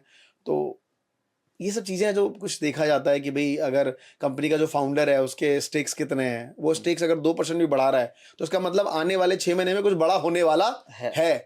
तो बहुत सारी चीजें जिन पर नजर रखनी पड़ती है, तो ये सारे तरीकों से काम करते हैं। तो अमरीश जी मैं आपसे पूछना चाहूंगा कि जैसे कि स्टॉक मार्केट में एक डार्क रियलिटी टाइप है, अगर आपको ये स्किप करना तो आप कर सकते हो, कि अगर आपको आपके कनेक्शंस अच्छे हो तो आपको पता लग सकता है कि कौन सा स्टॉक आज की डेट में आगे चलने वाला है। मैं आपको इसका एक स्टोरी बताता हूँ, फिर लोग समझ जाएंगे कि इसका फायदा होता है कि नहीं होता। सर जो टेक्निकल एनालिसिस होता है वो एनालिसिस करते क्या है? टेक्निकल एनालिसिस सिर्फ यही एनालिसिस करते हैं कि भैया ऑपरेटर, इंस्टीट्यूशनल है ना, बड़े प्लेयर्स कब पैसा डालेंगे और उनकी पूछ पकड़ के आगे चलना है ना। टेक्निकल एनालिसिस जस्ट लाइक कोई फंडामेंटल नहीं है ये। टेक्निकल एनालिसिस सिर्फ इतना ही एनालिसिस करते हैं जो लोग लॉन्ग टर्म इन्वेस्टिंग करते हैं और टेक्निकल देखते हैं कि भैया बड़े लोग पैसा कब लगाएंगे और मैं उसकी पूछ पकड़ के कब जल्दी में पैसा बना दूं।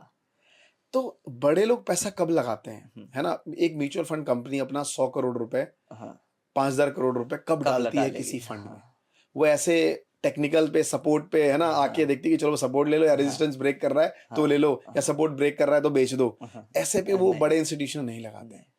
सर ये रियलिटी है कि जब आप किसी कंपनी में काम करते हो, फॉर एग्जांपल आज से 6 साल पहले मैं जियो के एक टॉप हेड से मिला, तो उन्होंने कहा यार अमरीश जी आप लोगों ने जियो 2016 के शुरू में यूज किया जब आपको पता चला, बट हम लोग इस पे 5 साल से काम कर रहे थे।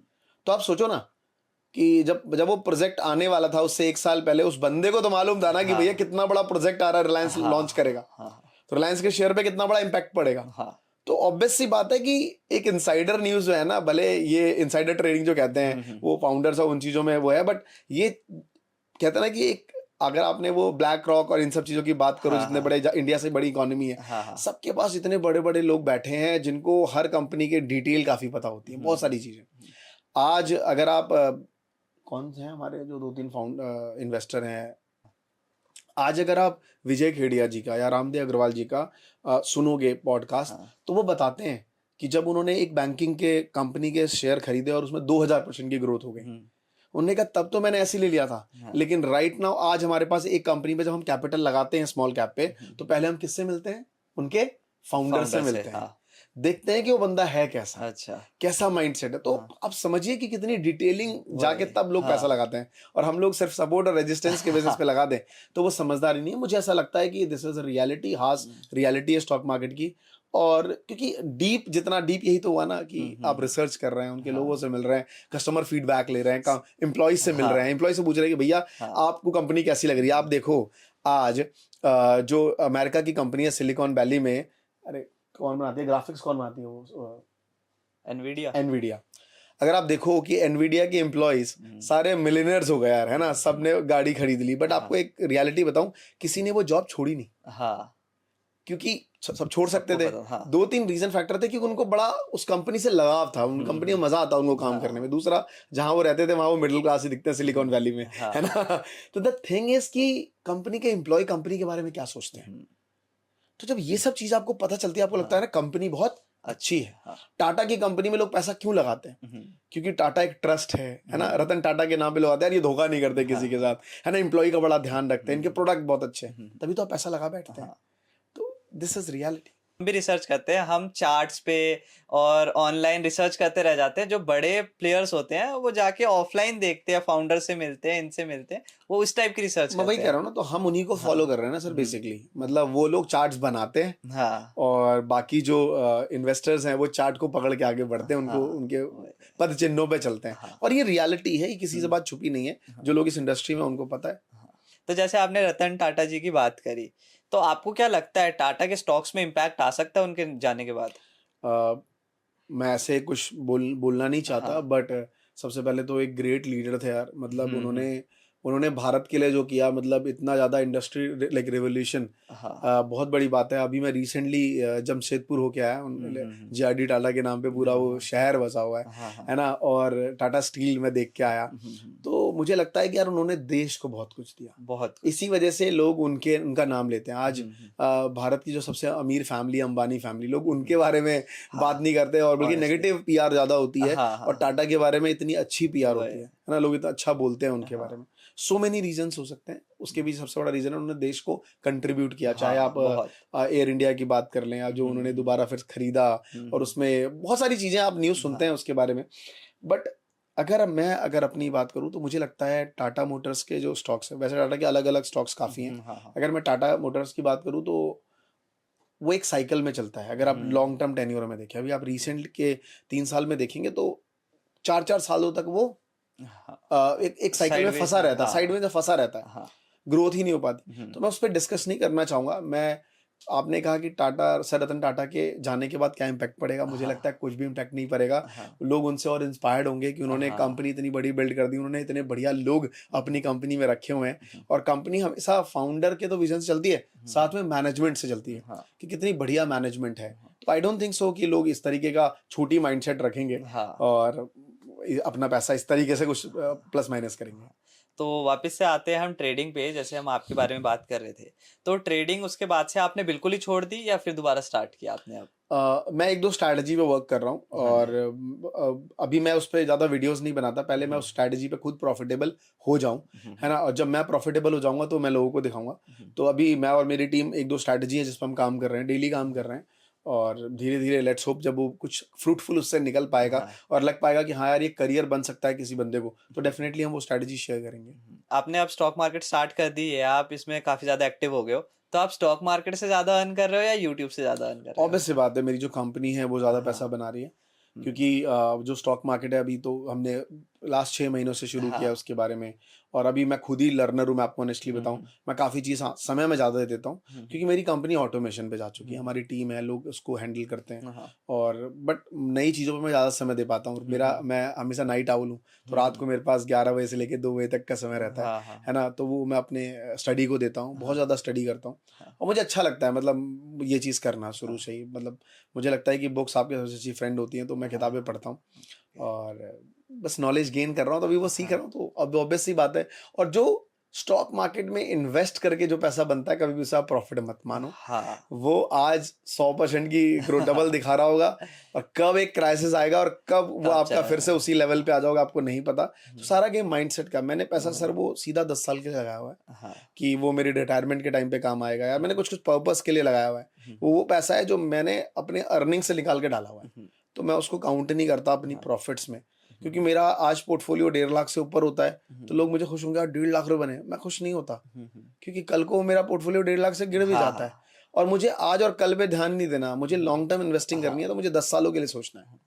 तो जैसे आपने बताया कि आप 2011 से स्टॉक मार्केट में आ गए थे, तो आपको पता तो था ही कि ट्रेडिंग और इन्वेस्टिंग क्या होता है। तो आपको तब उस टाइम पे आपको क्रिप्टो भी जब आया था, तब आपको पता लगा था उसके बारे में? क्रिप्टो पे हमने 2017 पे काम किया, मुझे बिल्कुल भी नहीं पता था। 2016 में one of our friend, youtuber ही था, हम लोग छोटे-छोटे यूट्यूब चैनल थे, तो उसने कहा भाई मेरे पास बिटकॉइन है, तो मुझे लगा पता नहीं क्या चीज़ है ये, और पता नहीं कॉइन्स वाइन्स तो बेकार ही कॉइन्स होंगे। तब उनके पास थे? हाँ, उनके पास थे, 3 कॉइन्स हैं उनके पास। और 2019 या 20 में उन्होंने जब वो था, उन्होंने सेल करके उन्होंने ऑफिस बनाया। क्विक सपोर्ट उनका यूट्यूब चैनल है और वो दिव्यांग है, और उन्होंने उस बिटकॉइन को सेल करके यूट्यूब का बड़ा सा ऑफिस बनाया। आई थिंक वो अहमदाबाद में रहते हैं। बहुत दिनों से बात नहीं, उस दौरान काफ़ी बात होती थी मेरी उनसे। बट मैंने बिटकॉइंस पे काफ़ी वीडियोस बनाई थी 2018 के टाइम पे। वो मेरी वीडियोस बहुत चली है, मिलियंस ऑफ व्यूज़ आए थे। उस टाइम हम कुछ ब्रांड्स के ऐड भी हम लोगों ने किए हुए थे। बट अभी रिसेंटली काफ़ी हमने क्रिप्टो पे ऊपर काम किया है, और हमने काफ़ी क्रिप्टो अभी उसमें भी समझ आता है कि आप अपना पूरा पैसा मत लगाओ। बट ये भी एक ऐसी अभी जैसे ट्रम्प यूएस में जीता है, अभी ट्रम्प ने खुद क्रिप्टो करेंसी को सपोर्ट किया। आप देखना कि ट्रम्प के आने से आज से आप चेक कर लेना कि अभी तो खैर आपको पता होगा बिटकॉइन अपने हाईएस्ट को टच कर रहा है बार बार, है ना।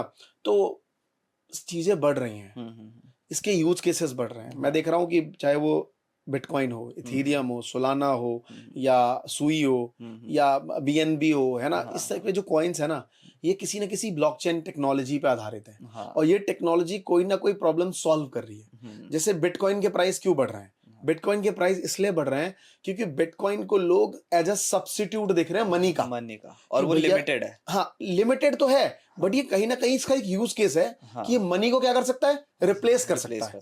भैया मनी का सब्स्टिट्यूट है, इसी वजह से इसकी प्राइस क्या हो रही है, बट देखिए इसका लोगों को यूज केस समझ आ रहा है कि भैया इसका यूज तो है, क्योंकि ये मनी को रिप्लेस कर रहा है अल्टीमेटली। तो वैसे ही एथेरियम था, वैसे ही सोलाना है ना, वैसे ही सुई है, और बहुत सारे ऐसे कई कॉइन्स आते हैं। आज आप देखो तो टू बी ऑनेस्ट बताऊं, जितने भी लोग सुन रहे हैं, मैं इतनी बोल रहा हूँ तो आपको मजा आ रहा होगा कि यार बहुत अच्छा इंडस्ट्री है, मतलब इसमें पैसा लगाना चाहिए ना। भैया बहुत झोल है। मैं क्रिप्टो के बहुत से लोगों से मिलता हूँ, सीखता हूँ 3-4 घंटे बैठ के यहाँ पे ऑफिस में। वो खुद कहते हैं भैया 99% कॉइन्स क्या है, फ्रॉड है। ओके। आज कई ऐसी वेबसाइट है, मैं आपको दे दूंगा यहाँ पे लिंक, आप जाके देखिएगा। एक दिन में 3-3 हजार% की ग्रोथ दिखा देता है कोई मीम्स कॉइन्स। 3-3 हजार% की ग्रोथ। ऐसे ना आम आदमी दिखेगा, बोलेगा शिट यार मैं लगा देता। वो सब स्कैम है, पब्लिक को बेवकूफ बनाने का। तो प्लीज कुछ ही कॉइन्स है जिनमें वॉलेटिलिटी है, जैसे अगर आप देखें तो बिटकॉइन्स है, इथेरियम है, सोलाना है, बीएनबी और ये सब। बट उसके अलावा भैया सारे में झोल जाल है, और इनमें भी झोल जाल होगा। बट आप अपने पूरे कैपिटल का 5% लगाओ, जो डूब भी जाए तो फर्क ना पड़े, लॉन्गर रन कुछ बन गया तो बढ़िया है। लोग क्या कर रहे हैं कि ढूंढ रहे हैं कि अगला बिटकॉइन कौन सा होगा। हाँ देखो, अगर आप मैं तो सच बताऊं, मैं जितने लोगों से मिला हूं वो खुद कहते हैं भैया कि क्रिप्टो में हम बहुत बार डूबे हैं, बहुत बार गड़बड़ हुआ है, बट 99% स्कैम है। क्योंकि बहुत सारी प्रॉब्लम्स क्रिएट होती है, क्योंकि सारा गेम सर, कोई भी करेंसी क्यों बढ़ती है, आपकी वैल्यू मेरी वैल्यू क्यों बढ़ेगी? क्योंकि लोगों को लगेगा ये बंदा सोसाइटी में कोई प्रॉब्लम सॉल्व कर रहा है। जैसे आप प्रॉब्लम क्या सॉल्व कर रहे हो कि लोगों को फाइनेंस की नॉलेज दे रहे हो, हम भी कुछ नॉलेज दे रहे हैं, इसलिए लोग हमारे पास आ रहे हैं। तो कोई बिटकॉइन है, इथेरियम है, सोलाना है, ये कोई टेक्नोलॉजी बेस्ड है, तो लोग किसी से जोड़ देते हैं कि भैया ये जो है ये वाली प्रॉब्लम सॉल्व कर रहा है, तो उसके प्राइस बढ़ने लगते हैं। सारा गेम इसी चीज का है। तो आपके पास उन्होंने, आपके फ्रेंड ने नहीं बोला कि आप भी बिटकॉइन ले लो, या हाँ, आपने उन्होंने कोई दिलवा बिटकॉइन दिया है। उन्होंने कुछ कुछ कॉइन्स दिलवा दिए हैं। अभी नहीं, उस टाइम से कोई पड़ा था आपके पास उस बिटकॉइन? टाइम तो बिल्कुल भी नहीं। मैं तो सच बताऊं, फाइनेंस में ही 2020 में है ना, हाँ, क्योंकि मैं हाँ। अपने बिजनेस को ही मशीन समझता हूँ। पैसे छापने की मशीन स्टॉक मार्केट नहीं है, नहीं। पैसे छापने की मशीन आपका बिजनेस है। हाँ। ये जितना पैसा जल्दी ग्रो डबल करेगी ना, उतना आपका फाइनेंस स्टॉक मार्केट नहीं करेगा आपके लिए। ये मैं आपको रियलिटी बताता हूँ। सो मैं लगा हुआ था अपने बिजनेस को ग्रो करने में, और आज भी मैं फोकस्ड हूँ अपने बिजनेस को, अपने यूट्यूब चैनल को, दोनों पे। बट पैसा जो कमा रहा हूँ वो लगा रहा हूँ स्टॉक मार्केट में, क्योंकि इन्फ्लेशन बीट करेगा और निफ्टी बीट करके मुझे कुछ पैसा बना के देगा। तो मैं बिल्कुल भी 2020 तक तो भैया इन सब चक्करों में था नहीं। लेकिन अब जब नए नए लोगों से मिल रहा हूँ, तो जब सर आज से 10 साल पहले लोग बोलते हैं यार यूट्यूब पे लोग ना करोड़ों रुपए कमाते हैं। हाँ। मैं खुद बिलीव नहीं कर रहा था। हाँ। बट जब आप यूट्यूब से पैसे बनाते हो, और आप मेरे आसपास हजारों बड़े यूट्यूबर्स जो मेरे दोस्त हैं, हाँ। करोड़ों रुपए कमा चुके हैं। हाँ। तो आज अगर कोई बोलेगा तो मुझे लगेगा ना यार क्या बोल रहा है भाई, सच में पैसे बनते हैं यार यहाँ से। तो वैसे ही क्रिप्टो करेंसी भी एक दुनिया है यार। इतने लोग बात कर रहे हैं, तो आपको भी ऐसा ना हो कि फोमो वाला चक्कर ना हो कि बहुत पैसे लगा दो, बट आप अपनी कैपिटल का कुछ पैसा तो लगा के रखो। क्या आपको लगे भैया हम भी इस इंडस्ट्री में है। जी। तो यही मैं आपसे, चलो आपने बात करी यूट्यूब से करोड़ों कमा सकते हैं, तो यूट्यूब के कौन से स्टेज पे जाके पैसे बनने शुरू होते हैं थोड़े, ठीक मान लो कि लाख 1.5 लाख रुपए? स्टेज की कोई डेफिनेशन नहीं है। यहाँ पे बड़े बड़े यूट्यूबर मैं आपको बताता हूँ जो मेरे ऑफिस में आते हैं, जिनके चैनल पे 5 लाख सब्सक्राइबर्स हैं, हर वीडियो पे लाखों में व्यूज हैं, और सच बताऊं वो महीने के 10 से 15 या 20 हजार रुपए कमाते हैं, इससे ज्यादा नहीं। सोचो। और वहीं पे कई ऐसे चैनल हैं जिनके चैनल पे 50,000 सब्सक्राइबर थे, उनके चैनल पे हर वीडियोस पे 5,000 व्यूज हैं। मैंने उनको महीने का 70 लाख 80 लाख रुपए कमाते हुए देखा है। कैसे इतना बड़ा गैप? कैसे? वो जो कैसे आपने बोला, वो एग्जांपल उन दोनों का ही बता देता हूँ। जो पहला बंदा था वो प्रैंक वीडियो बनाता है ना, एम ही आलतू फालतू लोगों की प्रैंक कर रहा है। ना तो उनके पास कोई ब्रांड आ रही है सही से, और ना तो कुछ उसका लाइक चैनल मोनेटाइज हो रहा है, क्योंकि हर कोई हार्म कंटेंट में आ जा रहा है। तो यूट्यूब भी पैसे नहीं दे रहा, और ब्रांड एक आध कोई आ गया जलता फिरता कोई ऐसे डेटिंग शेटिंग वाला, वो 5-10 हजार रुपए दे दिया या 5,000 रुपए दे दिया, तो 3 ब्रांड मिले महीने के, तो कितने बने? 15,000 रुपए। 4 मिल गया तो 20,000 कमा लिए भाई ने। एक फिक्स हो गया, समझ आ गया आपको। दूसरा मैं एग्जांपल दे रहा हूँ प्रैक्टिकली, मैं बोल रहा हूँ practically. One of our friend जो मशीन लर्निंग सिखाता है, मशीन लर्निंग डेटा साइंस, उसके चैनल में 50,000 सब्सक्राइबर्स हैं। हर वीडियोस पे कितने व्यूज आते हैं? 5,000। वो कोर्स सेल करता है किस चीज का? डेटा साइंस का। कि जो लोग जॉब कर रहे हैं और जॉब में अपस्किल करना चाहते हैं, वो मशीन लर्निंग में कोर्स कर लें उनका, डेटा साइंस, बिग डैडी का, सॉरी बिग डैडी बोल रहा हूँ, बिग डेटा का, और जो भी उनके कोर्सेज हैं। सो और उस कोर्स की फीस है 10,000 15,000। 5,000 व्यूअरशिप में भाई साहब उनके अगर 3% भी कन्वर्जन है ना, आप समझ लो क्या गेम बना चुके हैं महीने का। तो ये मैं आपको अपनी आंखों से देखी हुई बात बता रहा हूँ। तो YouTube का रेवेन्यू सिर्फ रेवेन्यू में काउंट नहीं होता, लाइक हाँ, this is not a single revenue. मतलब इससे तो भाई साहब आपके जो आपका पॉडकास्ट कर रहे हो यार, मुझे नहीं लगता कि आपके एक पॉडकास्ट की भी कीमत निकल पाती होगी। But these are the set of earning जहां से लोग पैसा बनाते हैं। आजकल आप देख रहे होगे, आप मार्केट को ट्रैक तो कर ही रहे हो, तो मार्केट अब नीचे गिर रहा है, थोड़ा टेक्निकल है, तो आपको क्या लगता है मार्केट अब सपोर्ट ले सकता है, यहाँ से और भी गिर सकता है? देखो सर, मार्केट की अपनी ना एक साइकोलॉजी है। मार्केट हमेशा उस पॉइंट पे आता है जहां उसको हमेशा होना चाहिए। अगर वो लास्ट के 3 सालों में उसने बहुत अच्छे बूम दिए ना, तो मार्केट को पता है कि अगर मैं ओवर प्राइस्ड हो चुका हूं तो मुझे कहाँ आना है, वो मैं उस जगह पे आऊंगा। अभी बहुत सारी न्यूज आप सुन रहे होगे कि यार चाइना की इकोनॉमी 3 साल से स्टैग्नेंट थी, और वहां पे पैसा बन नहीं रहा था। अगर आप देखो किसी भी उनके स्टॉक्स में, या फिर उनका इंडेक्स चेक कर लो, म्यूचुअल फंड चेक कर लो, तो क्या पता अब जो, क्योंकि FIIs बेच रहे हैं काफ़ी टाइम से, तो पैसा क्या पता चाइना मूव हो रहा है, और बहुत सारी चीज़ें, रूमर्स काफ़ी आ रहे हैं। बट मुझे ऐसा लगता है कि एज अ इंडियन हमें अपने ऊपर भरोसा है। मुझे पता है कि इंडियन इकोनॉमी अभी बिल्कुल ग्रोइंग स्टेज पे है, और आने वाले 10 साल इंडिया के हैं। तो मुझे लगता है कि जब आने वाले 10 साल 15 साल इंडिया का है, तो डेफिनेटली इकोनॉमी ग्रो होगी, तो स्टॉक मार्केट ग्रो होगा ही होगा। अगर आपको आज और कल पैसे बनाने, तो आपको ये देखना ही नहीं चाहिए कि स्टॉक मार्केट बढ़ेगा या घटेगा, क्योंकि सर 5 मिनट के चार्ट अगर आप लगा ले तो ऊपर भी जाता है और नीचे भी आता है। डोंट वरी, फिर तो आप करिए ना, उस पर काम करिए। बट आपको पता है कि मेरे को पैसा लगाना है, तो आप लगाइए यार। मार्केट करेक्शन आएगा, अपने प्राइस पे आएगा, और करेक्शन तो बहुत बेटर चीज है ना। करेक्शन आएगा तो आपको उसकी रियल प्राइस वैल्यू पे मिल रहा है, आप ज्यादा पैसा लगाओ। बट दिक्कत पता है क्या है, आज करेक्शन हुआ ना, मैंने क्यों नहीं एक भी स्टॉक क्यों नहीं बेचे, उल्टा मैंने खरीदा। खरीदा। रीजन इज वाई कि जब मार्केट बढ़ रहा होता है ना तो लोग हाँ, फियर में खरीदते हैं खरीदते हैं। कि यार मार्केट बढ़ रहा है, खरीद ना, कहीं मैं छूट ना जाऊं। हाँ, और जब गिर रहा होता है ना तो डरते हैं, और डरने के साथ साथ वो बेच देते हैं कि बेच जो भी देते हैं। प्रॉफिट बचा हुआ है वो भी चला निकल ना जाए, या लॉस इतना है तो यार कहीं कुछ पैसा बचा लूं। गलत कर रहे हो भाई साहब, और पैसा डालो। क्योंकि अगर आप इन लॉन्गर रन देखो 15 साल का लास्ट, तो मार्केट हमेशा ऊपर ही गया है। हाँ। और जब इकोनॉमी इतनी ग्रो करने वाली है तो फिर आप क्यों सोच रहे हो मार्केट गिर रहा है उठा लो, क्योंकि पिछला 5 साल का शायद आपके नेक्स्ट 3 महीने में वो आराम से कवर अप हो। हाँ। तो जैसे आप स्टॉक मार्केट में आ ही चुके हो और बहुत एक्टिवली आ गए हो, तो आपको कभी लगता है कि आप अब स्टॉक मार्केट छोड़ पाओगे, लाइक इस नीच को छोड़ पाओगे? बिल्कुल नहीं सर, मेरा तो ये काम ही था ना। हाँ। मैंने तो अकाउंट्स इकोनॉमिक्स पढ़ाई है, मेरा तो ये सब्जेक्ट ही रहा है, तो मेरा ये पर्सनली मुझे खुद पसंद था। 10 साल पढ़ाया है मैंने इस चीज़ को, तो मुझे तो ये नंबर्स पसंद है यार। मैं जब ट्यूशन पढ़ाता था अकाउंट्स में, बैलेंस शीट बनाता था, तो मेरा बच्चा कहता था अरे सर आपको आंसर कैसे पता है, आप तो भगवान ही हो सर। मैं कहा भगवान नहीं, तेरे को भी पढ़ा रहा हूँ, अगले को भी पढ़ा है, उससे अगले को भी पढ़ा है, उससे अगले को भी पढ़ा है, सुबह से यही चैप्टर पढ़ा रहा हूँ सबको। तो ये पसंद था मुझे करना, और तो इस इंडस्ट्री में तो बहुत मजेदार चीज़ है, और लोग एजुकेट होते हैं, आप लोगों को वैल्यूज प्रोवाइड कर रहे हो यार, तो ये बहुत अच्छी चीज़ है। जैसे आपने बहुत सारे क्रिएटर से मिले हो, काफी सारे एनालिस्ट एंड आप सीएफए जी सबसे ही मिले हुए हो जी। ऑलमोस्ट। तो आपको कौन सी स्ट्रैटेजी जो आपको पर्सनली काफी अच्छी लगी और आपको लगा कि हाँ ये वर्क करती है? टू बी ऑनेस्ट बताऊं, जितने भी लोग मिले हैं जिनके साथ बैठा हूँ, कोई भी पर्सन ये दावा नहीं कर सकता कि मेरी स्ट्रैटेजी बहुत अच्छी है, हाँ। जिससे पैसा बनता है। हाँ हाँ। बिहाइंड द कैमरा उन्होंने नहीं बोला है कि यार ज्यादा नहीं बोलना चाहता मैं, है ना। तो कोई भी स्ट्रैटेजी से पैसा यार नहीं बनता है, स्ट्रैटेजी से सारा है डिसिप्लिन का game डिसिप्लिन का game। और माइंडसेट का गेम। स्ट्रैटेजी बहुत छोटी चीज है, अगर मैं बताऊं, अगर 100% इन 3 चीजों को रखें तो स्ट्रैटेजी 10% है, 90% माइंडसेट है और डिसिप्लिन है। हाँ ये चीज बहुत इंपॉर्टेंट है, जो रिस्क एंड रिवॉर्ड में काम आती है, जिसे आरआर कहते हैं हाँ। कि भैया रिस्क और रिवॉर्ड क्या होना चाहिए। सर रिस्क और रिवॉर्ड अगर आपने जो बना लिया, अगर आप डिसिप्लिन से काम कर रहे हो, आप पैसा बना लोगे, बट वो एक जॉब है पूरी आपकी। Trading is a job. हाँ। तो दिस इज रियलिटी बॉस, कि सारा गेम इस चीज का है, तो आप उस चीज पे ध्यान दीजिए। तो ट्रेडिंग एक फुल टाइम जॉब है। अगर आप ट्रेडिंग करते हो, आप वो जॉब कर रहे हो, तो अगर आपका माइंडसेट वो है तो उस पर ध्यान दीजिए, और इन बातों का आप ध्यान जरूर रखिए। तो अब हम पॉडकास्ट को एंड ही करते हैं। जी। उससे पहले मैं आपसे थोड़ी बातें, कुछ चीजें आपसे जानना चाहूंगा, क्योंकि आप इतने एक्सपीरियंस्ड हो, आपने बहुत कुछ देखा है।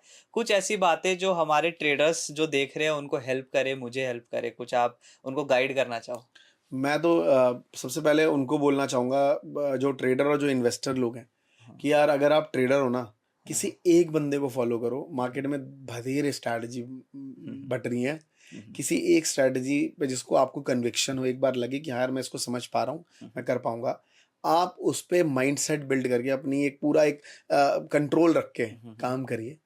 और जब लगे कि यार ये स्ट्रैटेजी काम नहीं कर रही, तो उसमें ज़्यादा पैसा मत लगाइए और बहुत समय बर्बाद मत कीजिए। कुछ नया बिजनेस बिल्ड करिए, क्योंकि ट्रेडिंग ही मेन काम नहीं है। इन्वेस्टिंग बहुत अच्छी चीज़, आजकल ईटीएफ ट्रेडिंग्स आ गई हैं बहुत सारी, ईटीएफ में पैसा लगाइए, म्यूचुअल फंड के थ्रू पैसा ग्रो करिए, नए अपने स्किल्स ढूंढिए, कोई और काम करिए, जरूरी नहीं है कि ट्रेडिंग करिए। मैं सिंपली ये सलाह नहीं दूंगा कि ट्रेडर ही बन जाओ हार्डकोर, क्योंकि गवर्नमेंट वैसे ही इसको बैक्ड कर रही है, बहुत ज़्यादा हैम्पर कर रही है। तो थिंग इज कि ज़्यादा पैसा मत डुबाओ यार, ना कैपिटल को बचा के रखो। जितने बड़े बड़े ट्रेडर जो यूट्यूब पे भी आके अपने आप को बहुत अच्छा बनाने की कोशिश कर रहे हैं, वो भी कह रहे हैं महीने का 1% 1.5% निकाल पाता हूँ। आप सोचो ना, आप कितना पैसा लगाओगे। अगर आप पिताजी से बोले, पिताजी आपके बहुत करोड़पति आदमी है, तो आपको दे बेटा 1 करोड़ रुपए, जा ट्रेडिंग कर। आप बहुत मेहनत करके 1 करोड़ से 1% कमाओगे तो कितना कमाओगे सर? 1 लाख रुपए, और सुबह से शाम तक दिमाग की दही, है ना। और ये भी नहीं है कि 1 लाख हर महीना आएगा। तो आप समझ रहे हो, वही 1 करोड़ रुपए आप किसी अदर बिजनेसेस में लगा दोगे, तो भैया एक पैसिव इनकम और लॉन्ग टर्म जनरेशन बिजनेस बना पाओगे, तो बढ़ेगा ही। और भारत में ऐसा भाई 1 करोड़ लगा के कितने लोग ट्रेडिंग करते हैं यार? सब करते हैं 10,000 15,000 से। और 10,000 रुपए लगा के अगर आप 2% भी कमा रहे हो, तो आप समझ रहे हो 200-250 रुपए महीना लेके जा रहे हो घर। तो इस 250 रुपए के लिए आओगे महीने का आप? सही बात है, रियलिटी है बॉस। जैसे हम सब ने देखा, आप 2 साल पहले एक शो था जो संदीप माहेश्वरी जी का था, जब आपको इनका इनविटेशन आया तब आपकी फीलिंग कैसी थी? मैं बैंगलोर में था उस टाइम, और सीरियसली मुझे बहुत अच्छा लगा, क्योंकि हमने उनको देख के यार यूट्यूब पे हम लोग आए थे, और वेरी ब्लेस्ड कि उनके साथ बैठा, ऐसे ही हम लोग बैठ के डिस्कस कर रहे थे, और जो दिल में मेरी बातें थी उनसे कहने की कही। उनके साथ पॉडकास्ट हुआ, उनके साथ 1 to 1 तकरीबन 45 मिनट हम लोग बैठ के अकेले में बात किए। वो मुझसे पूछ रहे थे कि आप क्या कर रहे हो, और आपके जो पीछे बुद्धा रखा हुआ है जो कैमरे में दिख रहा होगा, वो संदीप सर ने ही मुझे गिफ्ट किया था। और उन्होंने प्लेज लिया हुआ, वो किसी से गिफ्ट नहीं लेते, तो हमें अपना गिफ्ट वापस लेके आना पड़ा, बट उनसे दिया हुआ गिफ्ट हम लेके आए। और सीरियसली जैसा वो कैमरे पे है, रियल में भी वो वैसे ही है। मैं आपको सच बोलता हूँ कि मतलब कोई होता है ना कि एज अ क्रिएटर आपके 2 चेहरे होते हैं, कैमरे पर और एक पीछे। मुझे ऐसा लगता है वो रियल में भी वैसे हैं। कंट्रोवर्शियल कर दूं थोड़ा? हाँ पूछो ना। मैं संदीप सर से भी मिला, और मैं विवेक बिंद्रा जी से भी मिला। संदीप सर से भी मैं करीबन 1.5-2 घंटे मिला हूँ और 1 to 1 में, और विवेक बिंद्रा जी से भी मैं 2 घंटे 1 to 1 में मिला हूँ।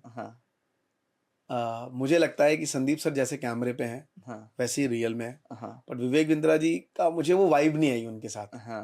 उनके साथ वो वाइब है, हो सकता है ना कई बार मैं ही शायद सही ना हूँ, बट वो ऑडियंस डिसाइड करेगी, बाकी क्रिएटर लोग कमेंट करके बताएंगे कि क्या सच में वाइब्स आती है। बट जैसा वो मैं उनकी वीडियो से काफी सीखा हूँ, विवेक बिंद्रा जी की वीडियो से, बट एज अ पर्सन मुझे वो उतने मजा नहीं आया उनके साथ बैठ के।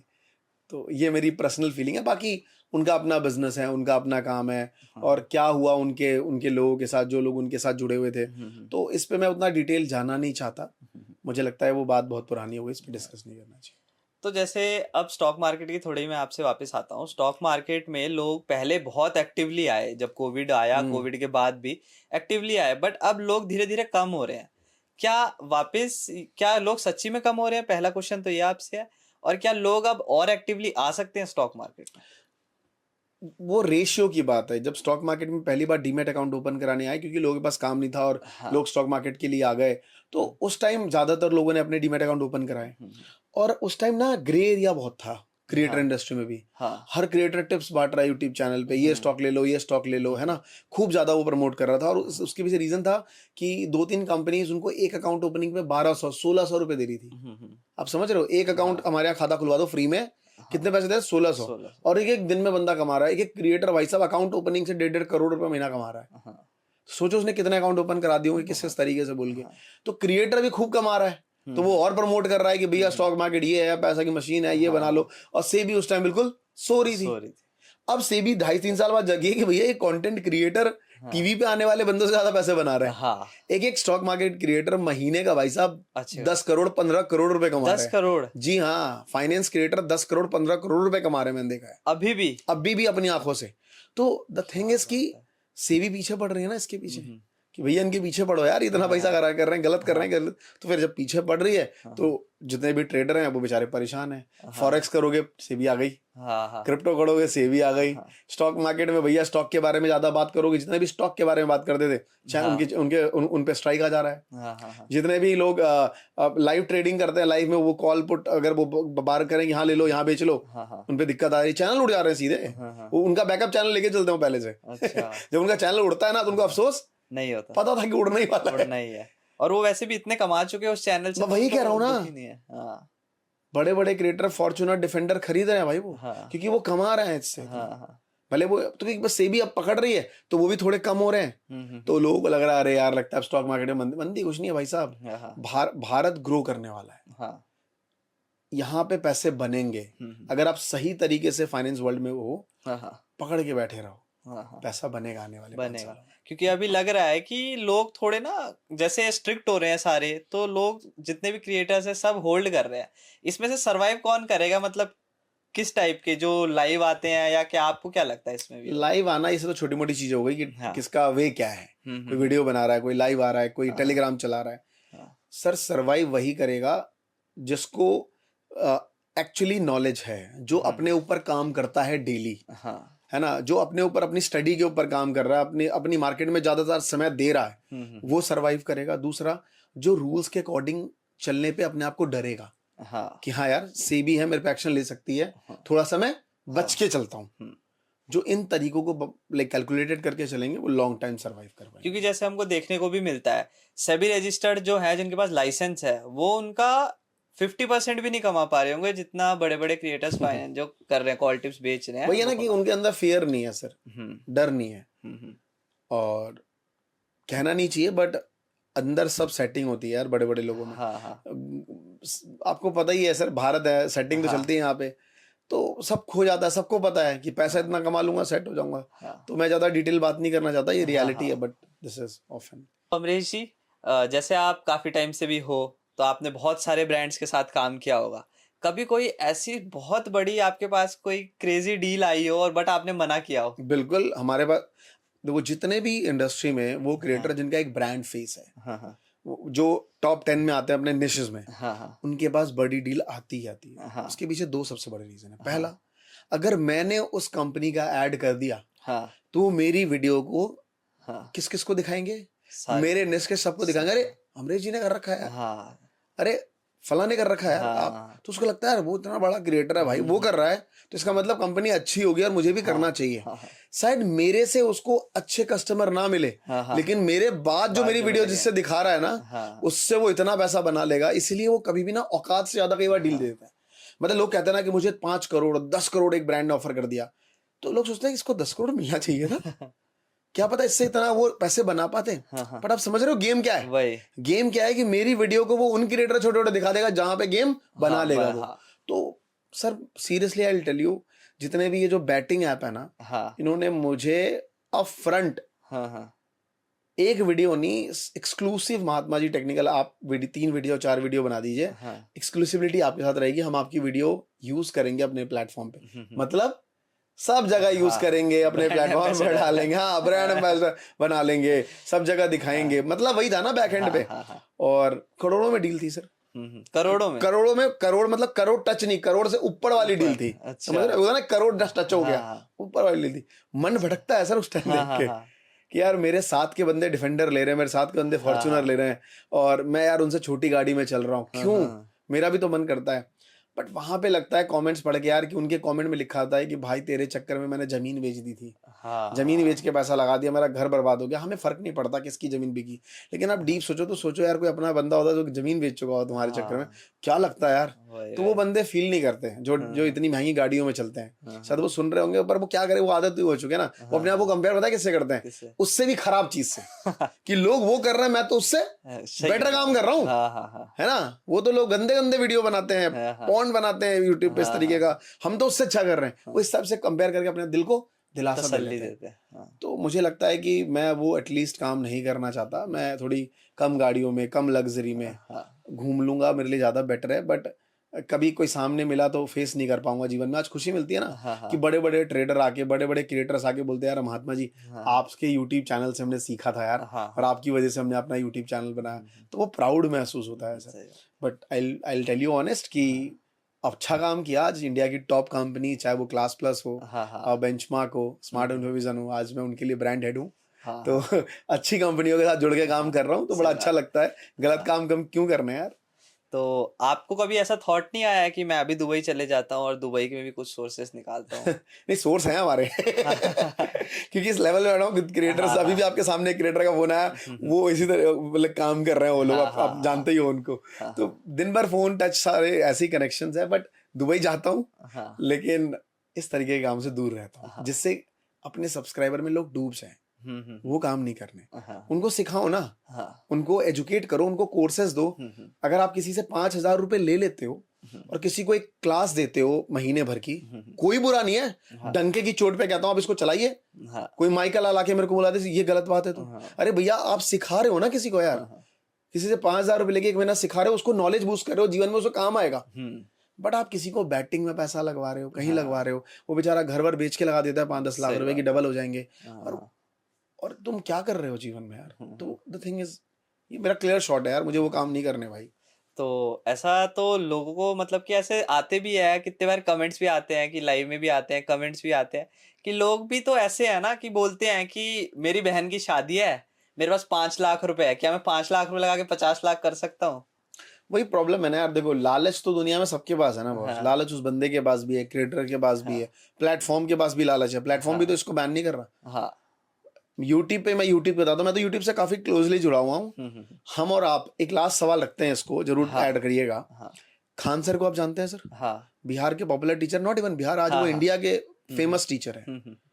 एक तरफ खान सर के एक वीडियो में मान लीजिए 1 मिलियन व्यूज आते हैं, वहीं पे पुनीत सुपरस्टार जो नाले के पानी पी रहा है ना, गंदे काम कर रहा है, उसकी भी वीडियो पे कितने व्यूज आते हैं? 1 मिलियन व्यूज आते हैं।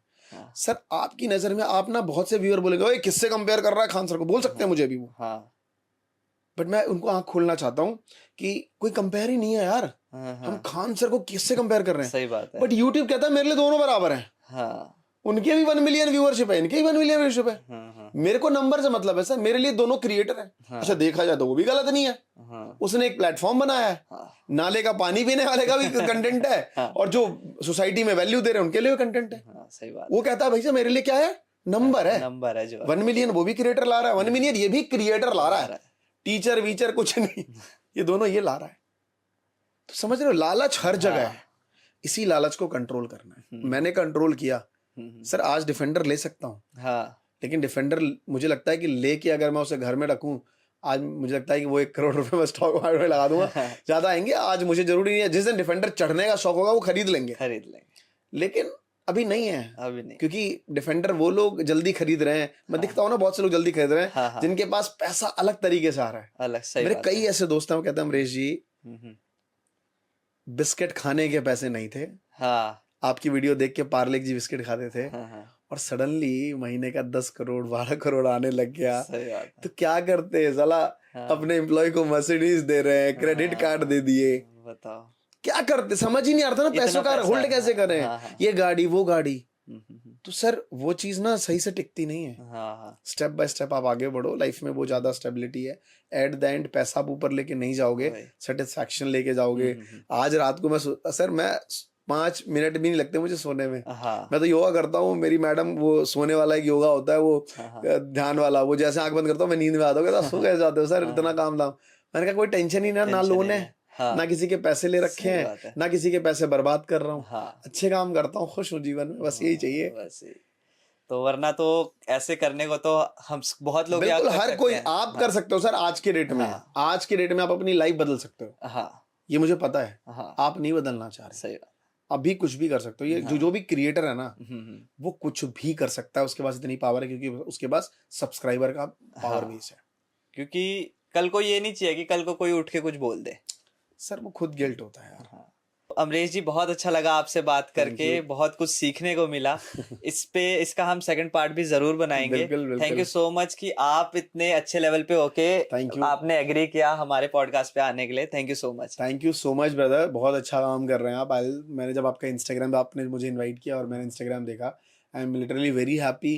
मुझे बहुत अच्छा लगता है जब आजकल की यूथ और मतलब वैसे मैं अभी यूथ ही हूँ लेकिन यंग जनरेशन जब इस तरीके का इनिशिएट लेती है। हाँ जी। सर ये बहुत मेहनत का काम है जो आप कर रहे हो। हाँ आप इतना ही समय आप ले लो ना बैटिंग वाले में, हाँ, सर आप अपनी दुनिया बदल लोगे यार। आप अपने आप को फील नहीं कर पाओगे मैं क्या था क्या हो गया। हाँ, बट आप जो कर रहे हो ना, इससे सोसाइटी में वैल्यूज आ रही है, हाँ, लोग सीख रहे हैं। हाँ 5 साल बाद लोग आपको गुरु मानेंगे, हाँ, आपके पाँव छुएंगे कि यार सर आपकी वजह से मेरी दुनिया बदल गई। आपने कहा सच में मैं ये सब कुछ कर पा रहा हूँ।